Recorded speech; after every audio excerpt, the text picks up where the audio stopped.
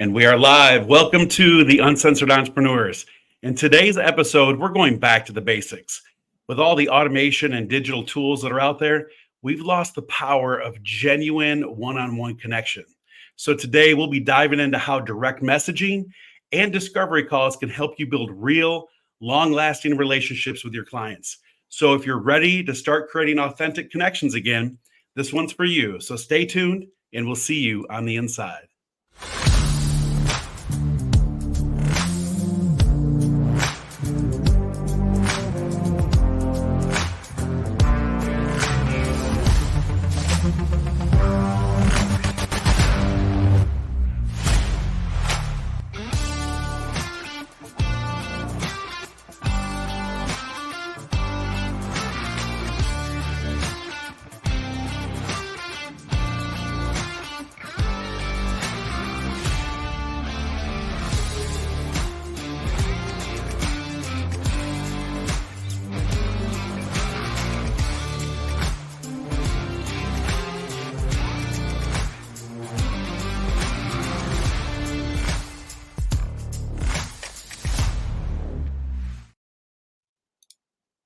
And welcome. For those that are tuning in live, you can see already that it's just Starr and I today. We've talked about this a few times on the Uncensored Entrepreneurs, that our schedules don't always completely line up, and that's okay. That's the world that we live in. And so Starr and I are going to be talking today about bringing things kind of back to the basics, right, Starr? I mean, it's an interesting topic, and the reason why actually we even came up with this topic is I've been doing some of this work over the course of really since the beginning of the year. It's one of my main motives was to just kind of go back to the basics, build some organic growth. And what triggered it was I saw an excellent post that you had the other day that really talked about building your coaching practice again, building your group in an organic way, having more conversations. And so we're just going to be kind of breaking that down and talking about, our own experiences with both, the benefits of automation and auto responses even. And then, really how no matter what, it's important to still have this organic element built into your sales or your offering practice as well. So anyway, so welcome on today's episode.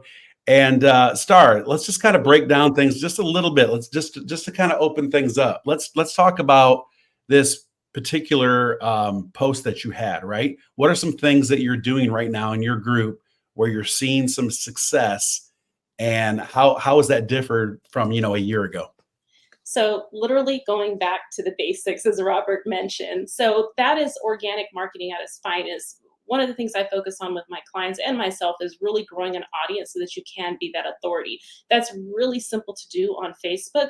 But even though you have that Facebook community, you also have to be involved in conversational marketing, as I call it. Robert is more nurturing his leads, as he may not want to even refer to them as leads. We have different dialogue that we use in our business. That's all right. Yeah, but we solve problems, Starr. Yeah. We solve problems at the end of the day. That's what we all do. So. And we develop these relationships with people. And so people often say, Starr helped me out even when I wasn't paying her or before I decided to work with her. I was still providing that value. So going back to the basics, when I first started, I actually learned the DM strategy, which is, getting into Messenger, having conversations, connecting with individuals, and then booking those discovery calls, which I know Robert will talk a little bit more about. And that was how I first got my first premium clients before I even started doing live launches. And all of those marketing strategies do work, but that organic piece is still required even in that. Yeah, absolutely. And like, so when we even talk about, it sounds like you're talking about a blend, and that's some things that we just kind of talked about offline was this blend between, automation is still necessary, right? It still serves us. Otherwise, you would be at capacity. It would be really hard, even in today's age where you can hire a bunch of VAs to do everything for you.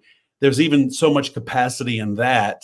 And the risk is And again, nothing against some really good VAs out there that may be listening, but no one is going to be able to truly peel back layers and do a discovery call like you as the coach, as the person running your business, your brand, and all of its products and services. So I like how you're blending the two together. I think that by saying, let's just eliminate automation altogether, that would be a kind of a silly response, because I know it streamlines many different processes in my business. Yeah. Let's kind of break that down for everyone. Like what does that look like on a day to day? So when we talk about the basics, we talk about the new trends of automation. What does that look like in just a simple process flow for you, Starr? So in simple, let's say tracking, okay? Tracking pipelines might be a little bit more advanced for some, but having a process, a pipeline, some sort of a tracking system where you have a sales process and you know exactly like where you're at in the stage with this person that you're in conversation with, or this person that you know you can provide so much value with that you eventually want to convert into a client. And actually, Robert, I was having a conversation with someone yesterday, and like you said, she booked a call on my calendar. Yeah. And we were just having a basic conversation about the struggles that she was having in her business. And she said that someone had referred her specifically to me based on what her complaints were. And she said, Nice. I'm severely overwhelmed because I have needs. I don't know, where I'm at in the process with them. And I feel like this is a good point because I focus a lot on Facebook and in the DMs. And she said she does in-person events. And just like what you were saying, Robert. So she's like collecting these business cards. She's on stage. She's also collecting email addresses. And so Mhm. I don't want to get overwhelmed and distracted, but I get excited about these topics. So you can even Yeah, that's good. to like, scan a QR code and collect their email addresses from stage, right? So whatever these things are that she's doing, she just has a bunch, like she said, I just collected 100 and something, and then now what, right? So she needs Mhm. to have a simple process of where she's at in the phase with each particular person. And that's why she wanted to have a conversation with me. And again, it goes back to that basic having a pipeline and Mhm. stages within that pipeline or stages within your sales process.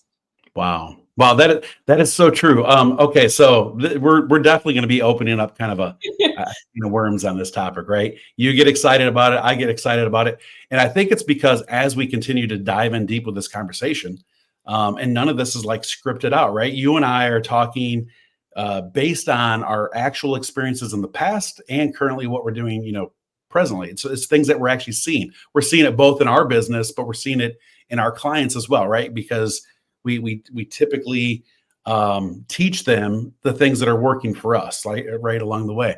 And so I think back, I want to step back just a moment. I think back to my early days in sales before social media was even a big thing. I did a ton of things. Like in my early experience, I did a lot of door to door, like actual physical knocking, right? And I think of this a little bit like that because although that was a tough business back then, I built huge relationships, like relationships that have carried forward all of these years, no matter what's happened in technology, no matter, what has, how people have pivoted along the way and restructured their entire brand and business. These relationships have stood the test of time.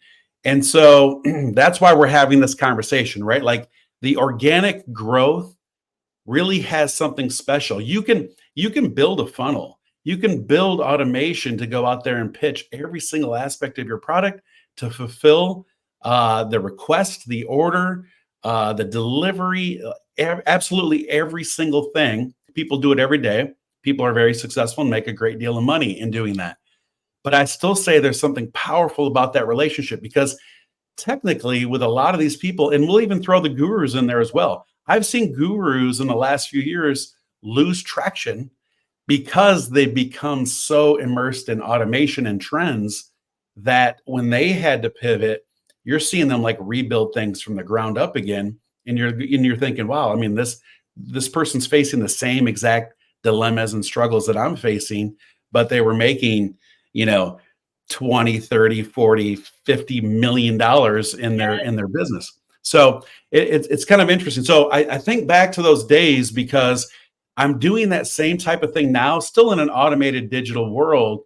But I realize that no matter what type of funnel I have out there, no matter what type of offer I have, even if it's nothing more than inviting people into a group or to join in on an experience, a journey with me, right? Could be a boot camp or any type of an online event. Just once in a while, just making that time where you kind of go back and whether it's you're limited and you're picking and choosing based on the funnel, whether there's some pre-qualifications, and you're sending some people maybe to the VA and some people directly to you, whatever that is, there needs to be that human interaction. And so I think it's awesome that we're talking about that, because I have found that in any time I put an entirely automated offer out there, my percentages are pretty low. I mean, they're pretty low on first point of sale.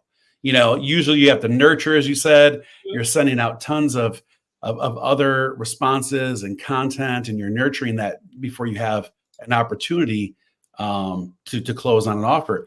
But when I do it organically, when I actually have a conversation, a discovery call, and you're truly like understanding that person's pain point. And the other thing is too, I don't want to dismiss this.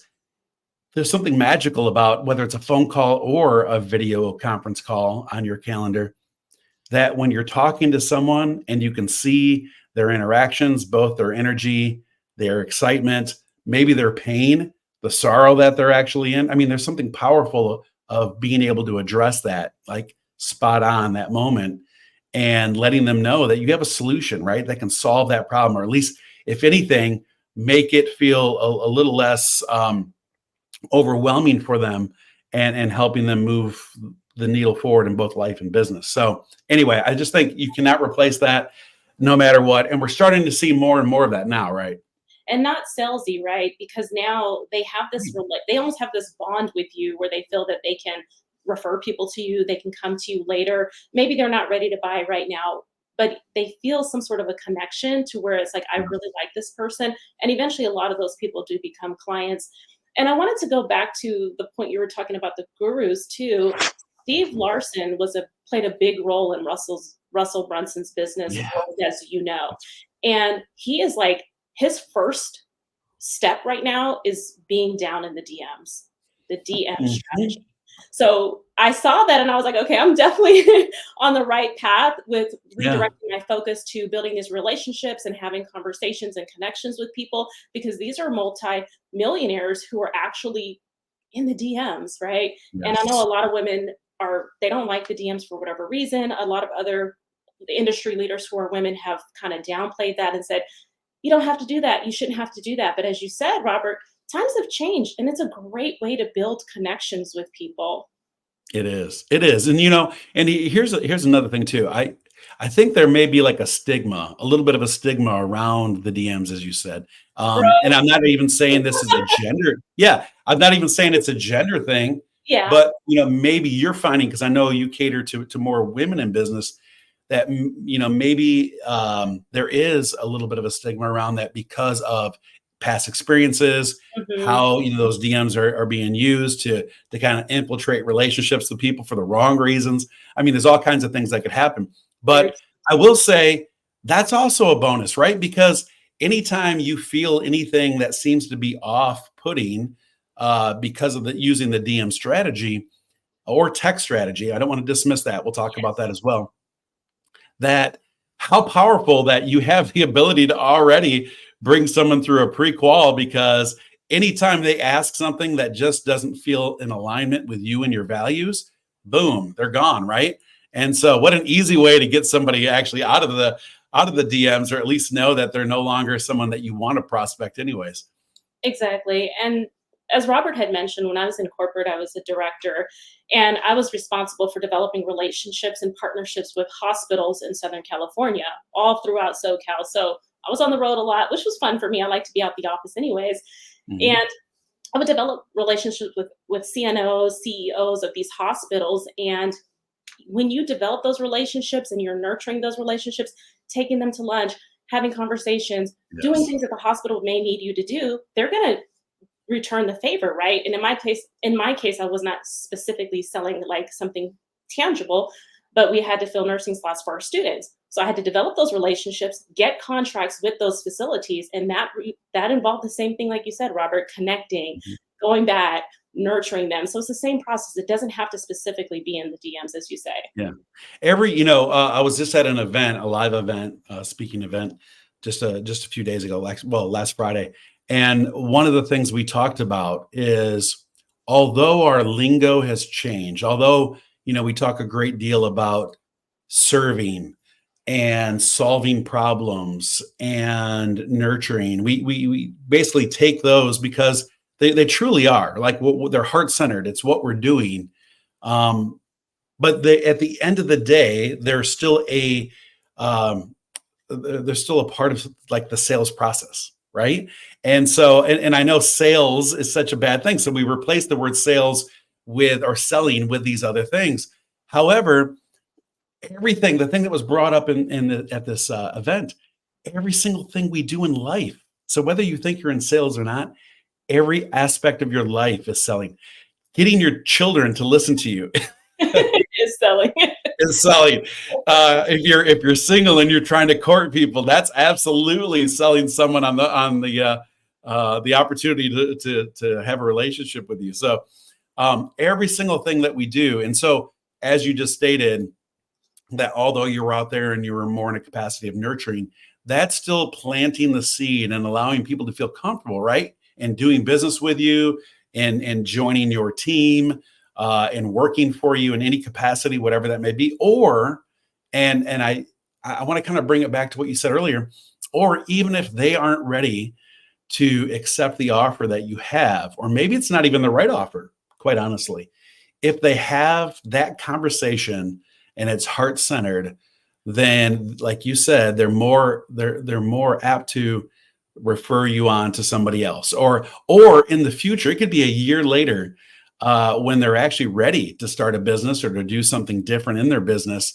They're going to remember the conversation that they had with you, right?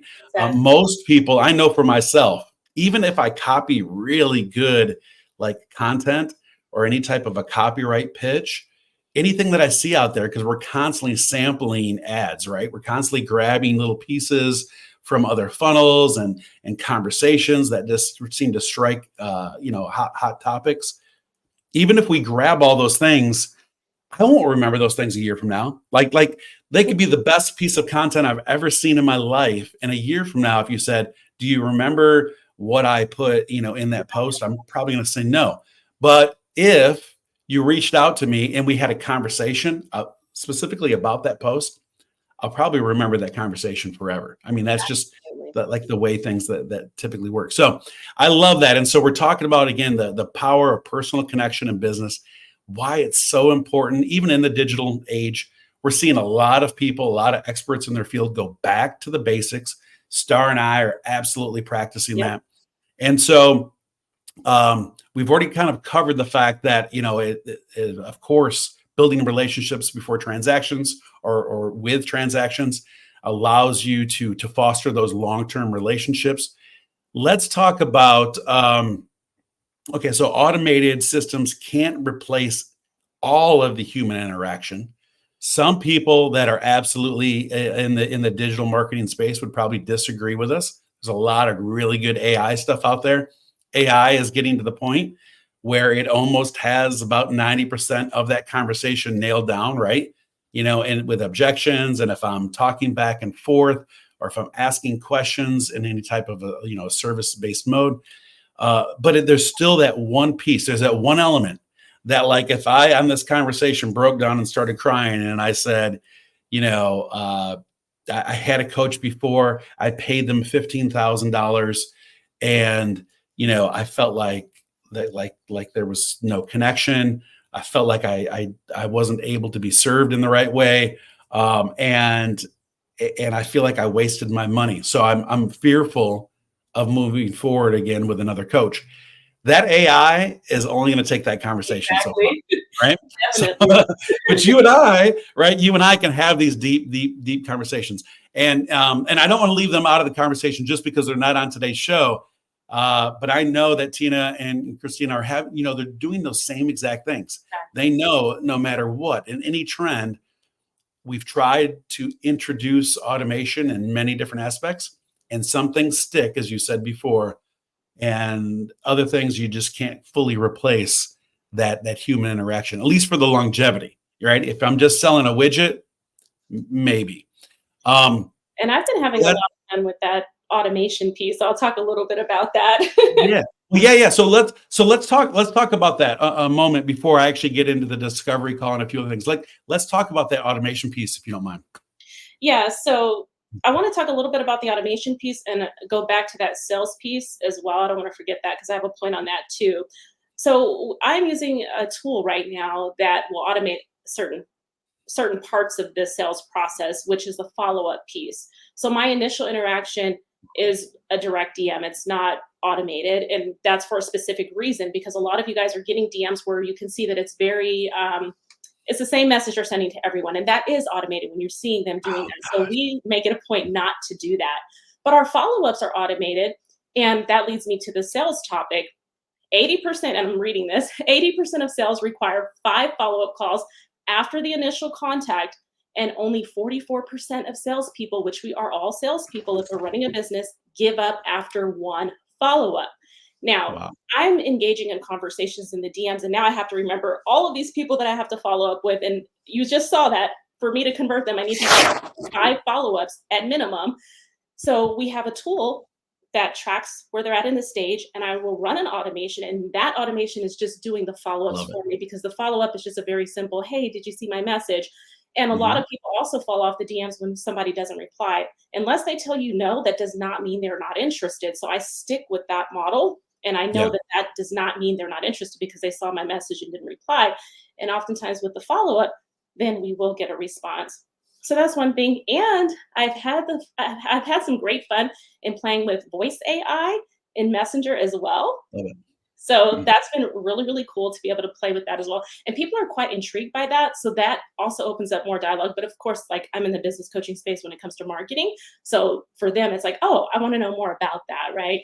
So any Yeah. way that you can use automation to help you accelerate that lead nurturing process is very important. Even if you have a VA, like Robert said, I still have to come in personally. I'll drop voice audio so they know I'm involved in this process. They are talking to me. I know exactly where I'm going to call it a lead, but the person that I'm, Yeah. establishing a relationship, where I'm at in that process with them.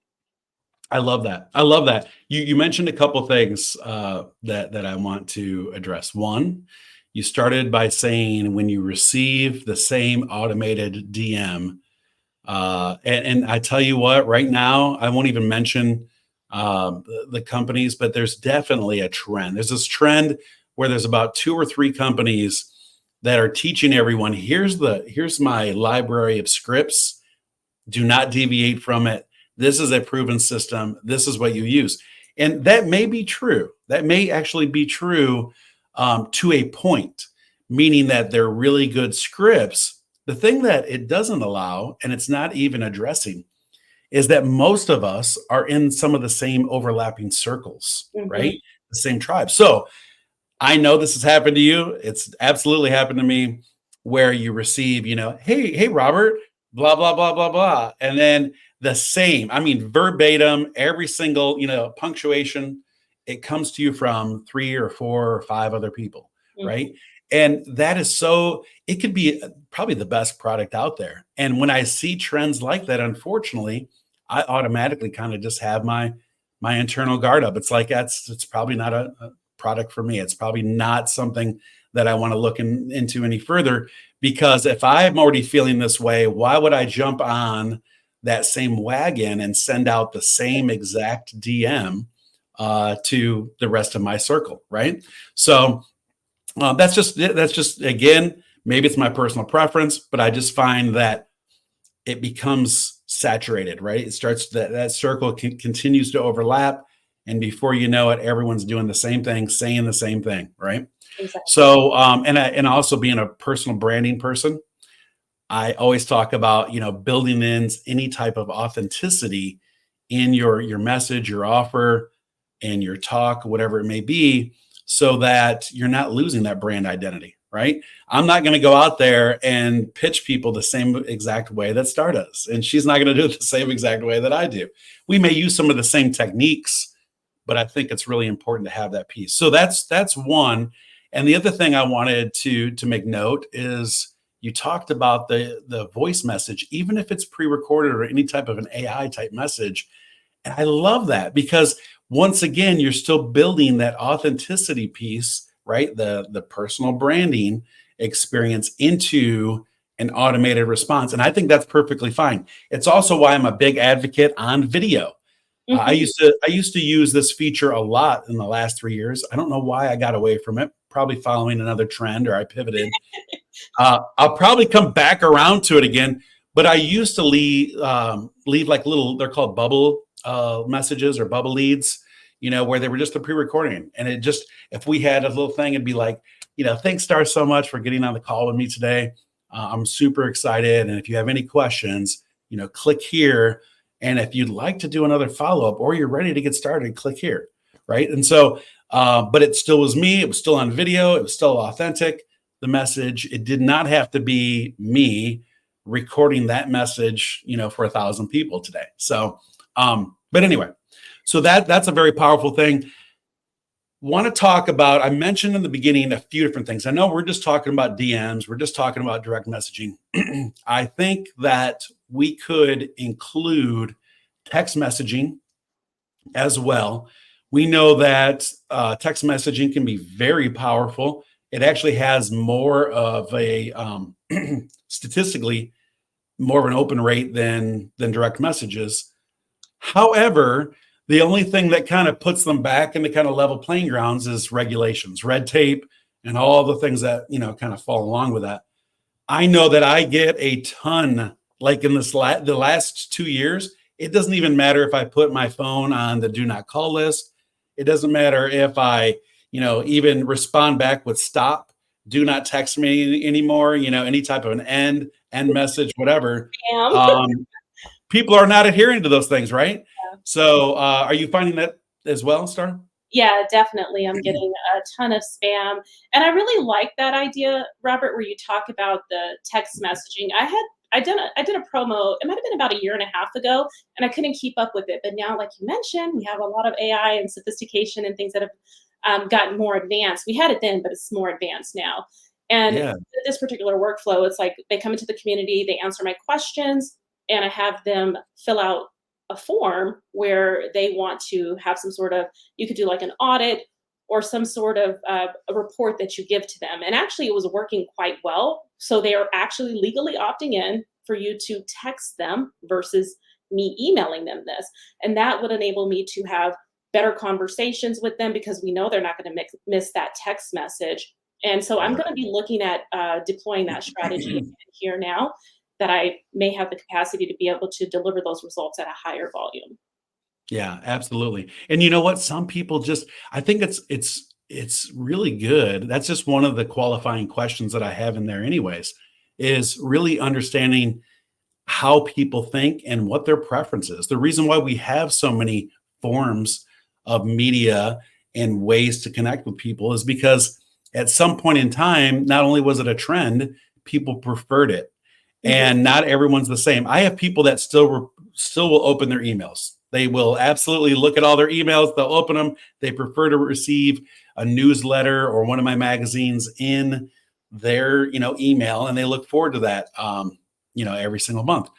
There's others that I know that get, again, so much spam mail that they'll filter those things out and they really won't open them unless it's me directly prompting them to do that. And that goes right back to what we said earlier with the direct text or the direct message saying, hey, Starr, thanks, again, for that conversation we had the other day. I'm sending you some information. I want to make sure that you received it. Exactly. Have you had an opportunity to look at that email yet? So it still takes like that one little extra step. I will say, though, based on what I just said there, you could automate that. And it sounds like it's kind of what you're doing as well. So that's a good opportunity to still put it out there. But you need to kind of have this trifecta. Just one method is not working for everyone nowadays. I also know people that just prefer text. Like if it's something of urgency or some type of information, they'll respond immediately to it. I've had some great responses from that. But again, most people that are crafty enough in their business, especially in the coaching space and the digital marketing space, they can sniff out if it sounds too robotic, right? So Exactly. something to keep in mind. Again, I say why not do all? Why not do all three? Because if you have the ability to do that, that's where automation really falls into place. I know you've got some systems in doing that as well, and that gives you a little bit of an idea on open rate. You can test the market a little bit more, and but again, I think it all goes back to bringing things kind of back to the basics, at least at some level. So I want to talk about discovery calls. Let's just kind of throw that out there, right? Discovery calls, for those that are just, again, tuning in, or they're still just maybe getting started in their business, discovery calls are so important on so many different levels.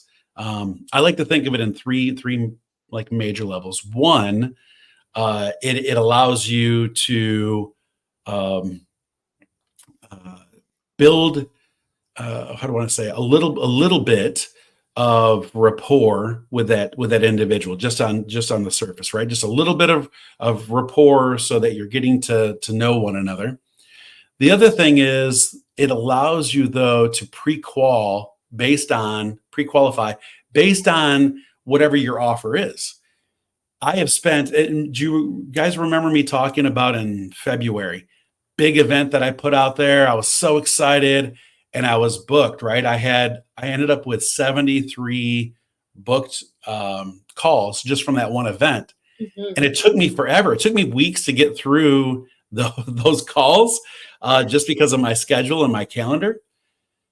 And I realized that out of 73, only 3 people even pre-qualified for the offer that I had. So I'm not saying it was a waste of time, but if I would have had something else in place to do some of the pre-qualification ahead of time before I got onto the organic conversation, I could have saved myself weeks of time, right? Still being able to serve them, but also realizing that they weren't in the space that I was currently in. So have you found that same kind of issue in your Yes, business? definitely getting on calls with people who are not qualified and maybe not even a fit.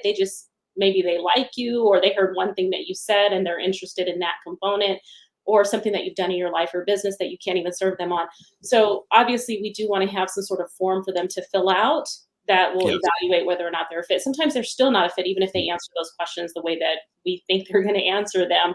But you can also email and cancel those calls if they're not a fit. I just encourage that if you're going to be doing that, that you have somewhere to refer them to solve Yeah. the See, I don't have the heart, right? I don't have the heart. We talk about, like, one of the struggles as a coach is I am a natural empath. So it's like, once I book that call, or once I even know that they have a particular problem, a roadblock in their business, I feel like I need to serve them all the way through, at least, even if I am handing them off. It's kind of like I am now the ambassador to this world that's going to solve your problem, right? Yes. And so it is tough. So I like, though, you had mentioned having some of that discovery pre-qualified in questions.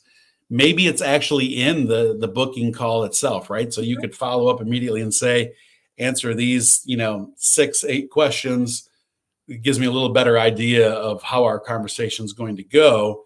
The other thing is, too, it'll allow you to come a little bit more prepared with the mindset of what's going to happen in that conversation. Exactly. So, but anyways, a lot of things that I've learned, again, over the years, just trial and error. But the discovery call, the other thing is, and I've really adopted this, and I love this idea.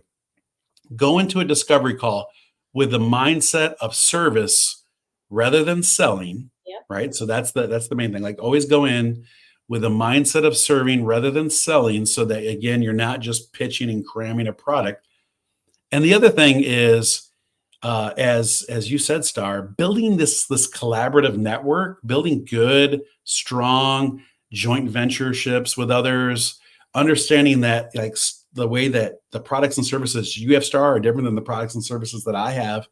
And so That's an important piece in this journey of relationship building, in the discovery calls, and all of these things that we're talking about, because there may be a better fit for that individual. And I would much rather execute that immediately. Tell me a little bit about yourself. That's excellent. Let me share a little bit about myself. And if there's not an alignment, by the way, I do know someone that's in that business. I know someone that started brick and mortar and now sells their products and services and helps other women start their business from home with the ability to, to create an independent lifestyle. I would love to introduce you to Starr. So I think that it's perfect to do that. The other thing is too, even with a handoff, even if you feel like you're leaving something on the table, two things could happen. One, the person you've built a relationship with may compensate you in some way, regardless. They may do it, if it's not monetarily, they may do it in just a trade of services as well, or an exchange, doing the same thing back and forth with leads and opportunity. But if anything, that person, you've done them a service, they will absolutely remember you for life. And so the other thing that I wanted to kind of just blend into this conversation is when we talk about the organic opportunity, it's the one thing that really can be captured more in that organic method than an automated method, and that is the testimonial. Yeah. So now if I follow up, right now, if I follow up with this person that I've introduced Starr to, and even if it's right off the go, right? Even if at the end of the day, Starr, even if you can't solve their problem either, if I immediately capture that testimonial based on, we had a great conversation. And if you feel like I was able to help you solve, some problem, or at least the next step in your journey. I thrive on testimonials. If you could just, even send back a one or two sentence testimonial, that'd be great. Or if you do like recording, I'll take a recorded call as well. But those things are so powerful, and I don't think we capture those on the day-to-day as much as we should. Yeah, definitely. And also, I wanted to point out, Robert, that a lot of the pre-qualification can happen in Messenger as well. You can go back and forth with voice audio with them, or text, whatever your preference is. Some people don't like voice audio, some people do. But a lot of that can happen before you take them to the actual discovery call. And you can kind of see if they're a fit before even getting to that point. So we've done that sometimes in my business as well, which has worked really well. But I do like what you said about developing those joint ventures, because sometimes we might get on the call with them, they're not a fit, but now it's like, okay, I have these other products that I sell. This might be a fit for you, or they might be a perfect fit to be an affiliate. And now they've got an affiliate link that you've given them, and they're now promoting some offer or some product that you sell. So there's still a lot of benefits in actually getting on those, face-to-face calls with people.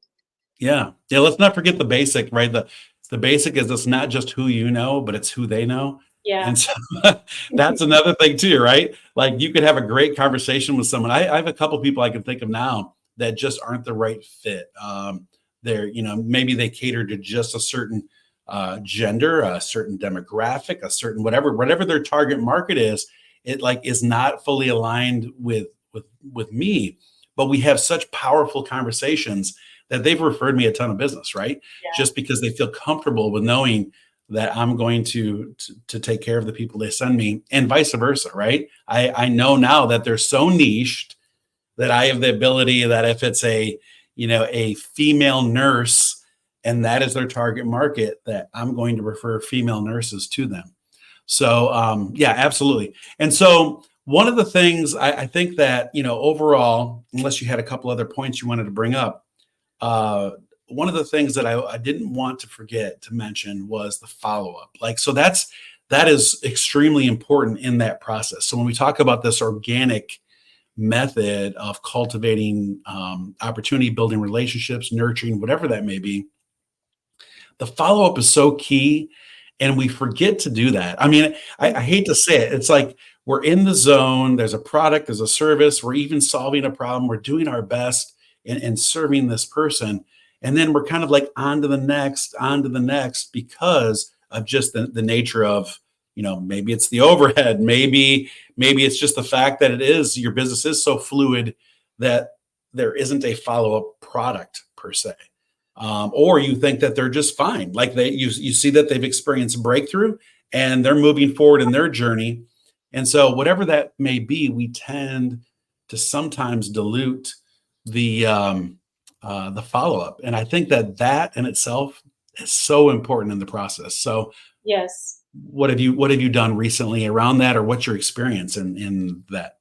So my process it's pretty unique. So I have 3 phases of my process. So within wherever you're at in that particular system, I have 3 follow-up phases per those 3 phases. So I'm going to do at least 9 follow-ups depending on where they're at in the phase. Now, of course, if the person's not interested or something like that, that's another story.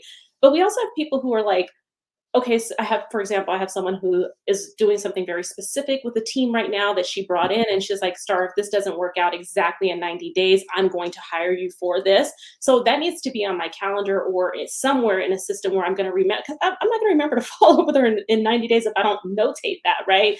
So Right. that's why I'm just like, Automation. You have to build in automation there, right? exactly. Or even, you can use a spreadsheet as well, or your Google Calendar for specific leads to follow up with them on a specific date if you're not ready for more advanced tools. The point is that you definitely need to have a system. What is your process going to be? What are you going to say in those follow up messages? How often are you going to follow up with them? And we have people who are like, okay, can you message me in a month? Okay, I need to remember that I've got to send this person a message in a month. And they're very serious too. So I Yeah. take them very seriously, but I need to know when I'm going to be able to do those things. So basically having a follow-up process. How many times are you following up with regards to what exactly? Do you need to add notes to that?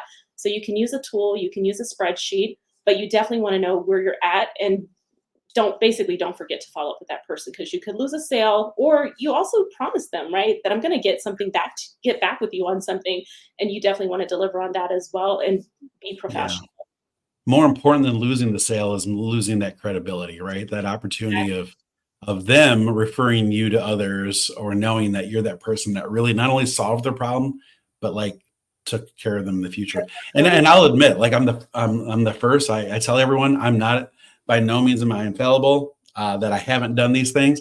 I have missed opportunities. I have, ruined, I shouldn't say relationships entirely, but I know that I've been off the mark before because I did not follow or stick to my process, whatever that may be. Yeah. And by the way, in business, so that people can kind of connect with that in a real sense of terms, that's why automation and the calendar aspect, or having a process, as you said, you could even be a spreadsheet, but really, really just being consistent with that is probably one of the most key elements to your business. Even I'll even say it's probably just as important as your daily sales activities, because you're leaving so much on the table. And I know a ton of people, especially in the service business, that will tell me they're just not getting enough sales. And I'm always like looking at their process and going, well, how often are you talking to the people you've already served? Right. Hmm.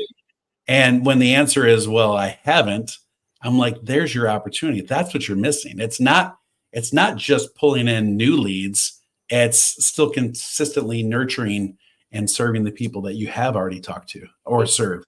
And that's Uh, exactly what I work with my clients on right now, Robert, in developing this entire process.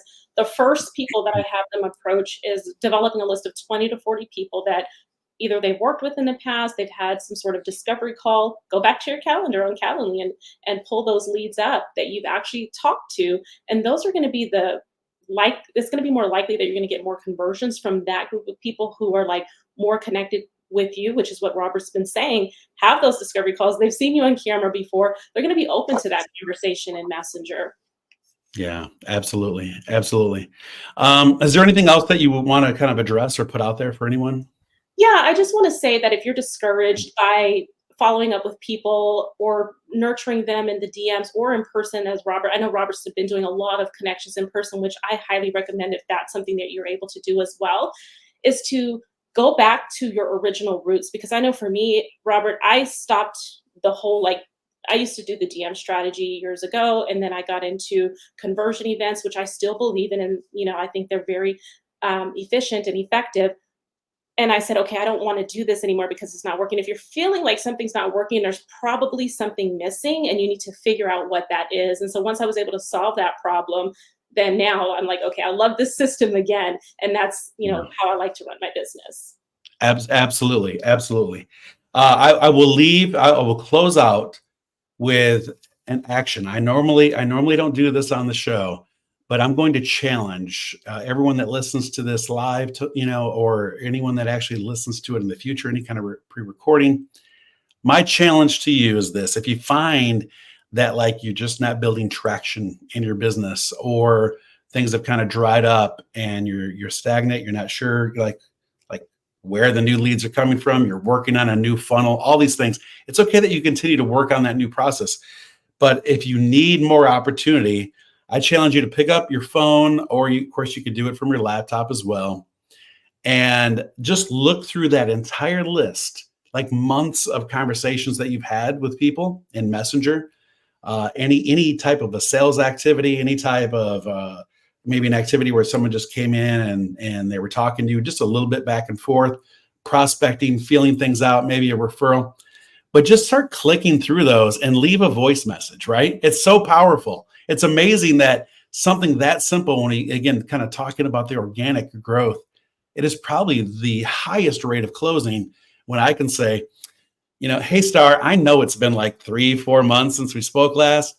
As a matter of fact, I can't even remember where our conversation left off last, but I'll tell you what, this is what I'm currently working on. These are things that I'm currently doing. And I would love to be able to have another conversation with you around this. If there's a way that, if this resonates with you, if this is a way that, you and I can just get on the phone again. And if anything, just have a couple good laughs. That'd be awesome. Like, make it sound as natural as possible, and put it out there, just letting them know. And sometimes there can even be, and I'm going to say, use this for the last resort in your business before you close doors. I always tell everyone that low-hanging fruit, right? Even if it is a pitch, be like, hey, Starr, here's the situation. Business has really sucked lately. I'll just be honest, right? But here's what I'm doing. I know that you really enjoyed your time with us, a year ago. I'm putting on a boot camp. I'm trying to get as many people into that boot camp as possible. And in doing that, I've got an amazing offer for you. I'm going to cut that price down majorly, but I'd like to have a conversation with you first. How does that sound? Just something like that is so powerful. And in most cases, unless they just absolutely did not like anything that you had to offer, or there was no synergy, or it's just a bad time in their life, most people will respond. Even if it's, this isn't a good time, or next Thursday just isn't going to work for me. But at least it starts that conversation. And sometimes it opens it up. I have found so many times when I've done things like this that it's opened up something that, you had no idea, right? You're rekindling something from months ago, a year ago, and now you're taking action with somebody that otherwise you probably would have not talked to, again, for at least a little while, right? So, and it's also just a fun opportunity, because you end up having these conversations with people again, and you do realize there was such a powerful impact that you had a year ago, and somehow either they or you just kind of fell off the wagon. And so it's a great opportunity to kind of rekindle that relationship. Exactly. So with that being, what was that? I love that challenge that you gave them. Yeah. I mean, right. It works. And I think that when I do this a lot, when people tell me that they're finding themselves stuck in a rut, right? It's a perfect opportunity. Are you stuck in a rut? You're not sure what to do, what your next sales pitch is going to be. Well, let it not be a pitch. Just reach out and build more relationships. If you continue to build more relationships, it leads you to transactions. That's just kind of the way of the world, right? So again, we appreciate each and every one of you that are tuning in. Hopefully we get the whole gang back together in the next week here. We'll see how our schedule lines up. But we do appreciate you as always. Thank you, Starr, for coming on here with me today. And I think talking about something very powerful in life and business. So follow, like, share us on Facebook, Uncensored Entrepreneurs, across all social media channels. And we will talk to you very, very soon. Take care.